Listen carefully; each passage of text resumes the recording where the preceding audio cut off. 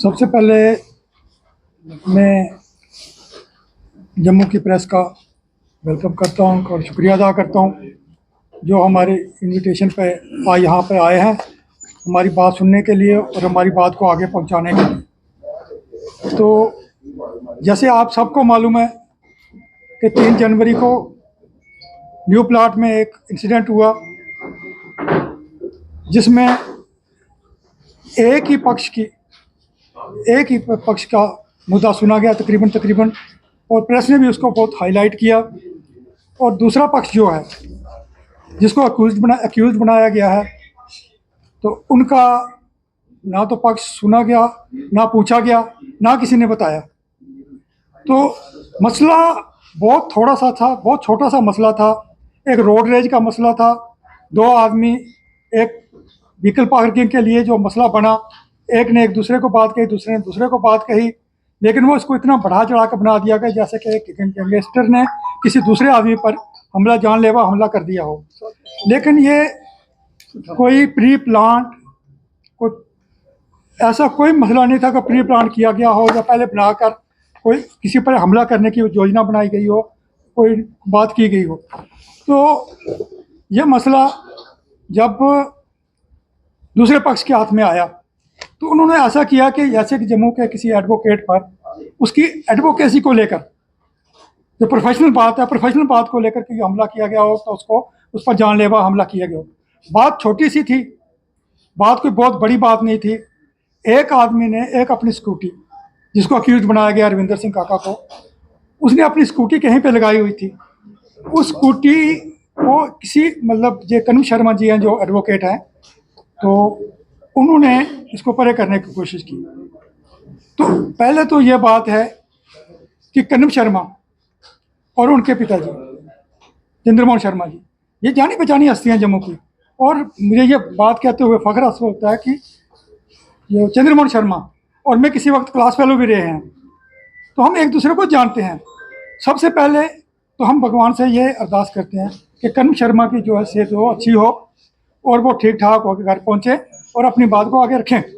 दूसरी बात ये कि जब कनू शर्मा जी ने स्कूटी आगे की तो दूसरा बंदा जो अक्यूज्ड है रविंदर सिंह काका, वो आगे आए तो उन्होंने बात की होगी, भाई बगैर मेरे पूछे स्कूटी आगे कर रहे हो, पीछे कर रहे हो, क्या बात है। तो इससे थोड़ा सा उनका आपस में क्लैश हुआ, झगड़ा हुआ, थोड़ी पराल हो गई। तो उसमें ऐसा हुआ कि कनू शर्मा जी जो एडवोकेट है वो वहीं रहने के वाले लोग हैं, वो वहीं रहते हैं, उनको काफ़ी देर होगी इस मोहल्ले में रहते हुए। तो उन्होंने सोचा कि ये मेरी प्रेस्टीज पर इशू बढ़ गया है, तो ये मुझे लड़का ये चैलेंज कर रहा है। हालांकि वो अच्छी तरह जानते थे कि ये पीटीडी डिपार्टमेंट का बंदा है, पीटीडी डिपार्टमेंट के ऑफिस में बैठे हुए हैं, तो वहाँ से आया है। लेकिन इसको भूल कर भी उन्होंने क्लैश करने की बात की और उसके साथ ही मोहल्ले वालों को इकट्ठा करना शुरू कर दिया। जैसे उनकी वीडियोज़ जो आई हैं, क्लिप्स आई हैं, उसमें सीधी तरह से बात लिखी बता रहे हैं लोगों को कि मैंने अपने दोस्तों को कॉल किया, दोस्तों ने दोस्तों को कॉल किया, फिर मोहल्ला इकट्ठा हो गया। जब मोहल्ला इकट्ठा हो गया तो स्कफल हो गई, थोड़ा बहुत झगड़ा झुगड़ा हो गया, एक दूसरे का कमीज काट के पकड़ा हो गया दोनों ने, आदमी इनकार नहीं करते। लेकिन ये इतनी बड़ी बात नहीं थी। जब मोहल्ले वाले लड़के इकट्ठे हो गए, उसमें कुछ ओछे लोग भी होंगे जिन्होंने काका रविंदर सिंह की पगड़ी उछाल दी, उसको बालों से पकड़ लिया या दाढ़ी को पकड़ने की कोशिश की। तो काका जो रविंदर सिंह जो है, काका जिसको हम बोलते हैं, क्योंकि मैं उसका अंकल हूँ तो मेरे मुंह से ज़्यादा काका ही निकलेगा। तो रविंदर सिंह जो अक्यूज्ड है, तो उसने वो इतना डर गया, इतना फ्राइटेंड हो गया कि उसने अपनी गन निकाली, हवाई फायर करने की कोशिश की कि मैं फायर कर दूंगा भाई। तो किसी ने उसकी गन छीनने की कोशिश की होगी, या धक्का लगा, या उसकी बाजू नीचे होगी, या उसको पीछे कर दिया गया, तो गन जो है वो चल पड़ी। एक फायर हुआ है।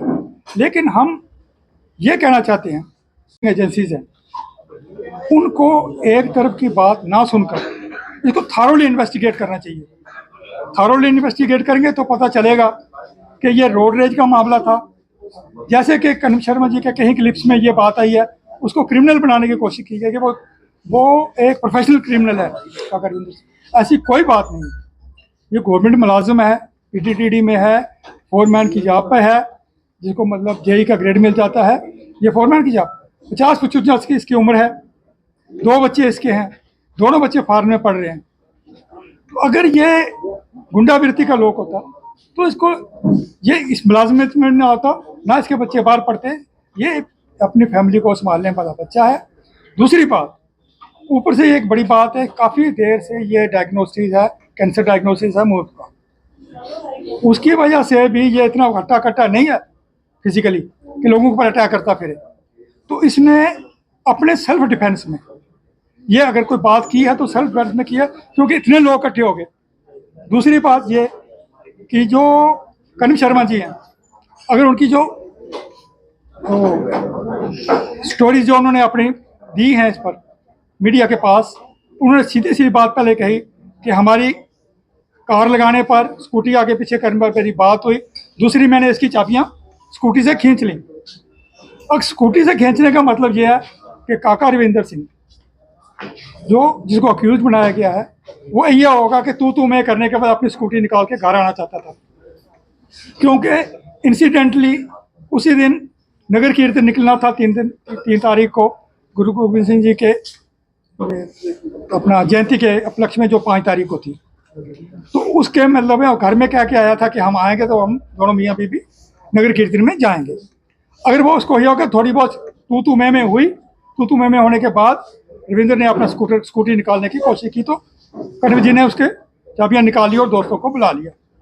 हम ये कहते हैं, कनिम शर्मा जी खुद एडवोकेट हैं, उनके पिताजी भी एडवोकेट हैं, उनके ताया जी भी एडवोकेट हैं। This family is very well versed with the law of the land. अगर उनको कोई खतरा महसूस हुआ था, कोई चीज़ महसूस हो रही थी, तो वो पुलिस को कॉल कर लेते, तो मसला वहीं पर निपट जाता। जो वो इल्ज़ाम लगा रहे हैं कि इसने शराब पी हुई थी, इसने ये किया होता, वहाँ उनके पापा का भी एक थोड़ा सा क्लिप आया था कि वहाँ ड्रग्स का धंधा होता है ऑफिस में। अगर भाई ड्रग्स का धंधा होता तो आप वकील है, आपको सब मालूम है, आप किसी पुलिस को पहले इन्वेस्टिगेट करवा लेते। ये इंसिडेंट होने के बाद आप ये इल्ज़ाम ना लगाए। तो मैं ये कहना चाहता हूँ कि अगर पुलिस आ जाती उस वक्त, माप जो होता वो भी ठंडा हो जाता, माप ना आता, ये ना लड़का डरता, तो ना ये बस बात होती। तो हमारी डिमांड क्या है आपकी? हमारी डिमांड ये है कि हाँ, हमारी डिमांड ये है कि जो इन्वेस्टिगेटिंग एजेंसी वो थारोली इसको इन्वेस्टिगेट करें कि कसूर किसका था, ये प्रोवोकेशन किसकी तरफ से आई जो फायर हुआ। अगर इतनी बड़ी प्रोवोकेशन ना होती तो ये फायर ना होता। अगर मसला उसी पर दब जाता तो उस वक्त ये मसला ना होता। नंबर दो जो मेरी लीगल फ्रेटर्निटी है, जो मेरे लीगल दोस्त हैं, जो बिकुला वाइज हैं, उन्होंने उसी दिन स्ट्राइक कर दी, स्ट्राइक कॉल दी। हालांकि ये बच्चा, ये लड़का या जिसको अक्यूज बोल सकते हैं, उसी दिन उसने सरेंडर भी कर दिया था, उसको पुलिस ने पकड़ भी लिया था, उसके बाद ये सस्पेंड भी हो गया था। तो जो अननेसेसरली हड़ताल पर जाने का या काल बंद की कॉल देने का कोई मकसद भी नहीं था, क्योंकि इसमें आम जनता का नुकसान हुआ है। तो इसको कनिम शर्मा जी को या लीगल फ्रेटर्निटी को कोई खास उसमें फायदा नहीं होता। में जाते हैं तो क्या साथ है, ये ऐसा है कि पिछले कुछ दिनों में इसकी ये अपना घर से कुत्ता लेके बाहर जा रहा था, तो कुछ कुत्ते की वजह से लड़कों के साथ इसकी थोड़ी सी तू मैं में हो गई। उन्होंने, वो 3-4 लड़के थे, उन्होंने इसको खूब पीटा है किसी रोड रेज पर ही कि कुत्ता क्यों लेके आए, कुत्ता क्यों भौंक गया, कुत्ता क्या हो गया। तो उसकी वजह से इसको